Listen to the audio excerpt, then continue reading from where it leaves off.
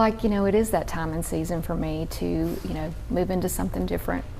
Christie Finley has been at the helm of Huntsville City Schools for 5 years, announcing in March her plans to retire. I remember when I was offered the position as superintendent, I said, well, I have 5 years, because I always said when my son graduated that it would be a time for me to also kind of take that next step. And, it goes by so fast. This is a big week for their family as their youngest son graduates from Huntsville High Thursday, and Finley's last day on the job is Friday.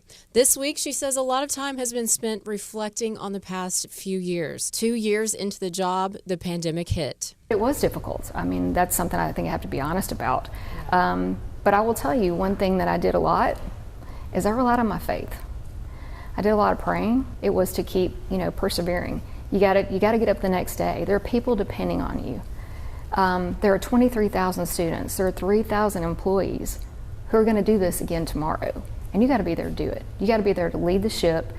And you got to be there and encourage someone. You got to be the biggest cheerleader. Navigating a pandemic also created a domino effect, she says, on both students and teachers. You hear all the talk about teacher shortage, and I think that's one of the consequences that came out of the pandemic. And I think it's people really reflecting on, is this what I want to do? In terms of education, I think it's time to rethink how we do things. Doing the same thing over and over again, you're going to get the same type of outcome. We have to take a deeper look and push down into our students that are in our middle schools and high schools and having those conversations about occupations early on in careers and career paths.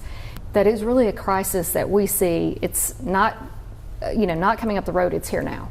Whatever her job title, teacher, counselor, principal, or superintendent, she says she could not have done it without the support of her family. I'm blessed beyond belief. I have a wonderful husband. He's my best friend. This is where I get a little teared up. Because he's been supportive. We've had a wonderful marriage. He's my best friend. In fact, we do just about everything together. People are like, are y'all never just not apart? And I said, no, bless his heart. I drag him to the football games. I drag him to plays. As for her next chapter in life and what retirement will look like for her, I think it's a question for me too. This is all I've ever known. I mean, really for my entire life. Education has been really at the center of everything. Going to take a little time, going back to doing some things that I love to do. I was a big runner, hopefully getting back into that. And probably my most favorite thing to do is cut grass. But I do that, about 4 acres to cut, and it is therapeutic. But also, again, it's just being outside. So from running a school district to running a marathon, she says she will continue to be involved in the community and work to give back. Hopefully I'll be invited back to classrooms to read to students because, again, that's where my heart is.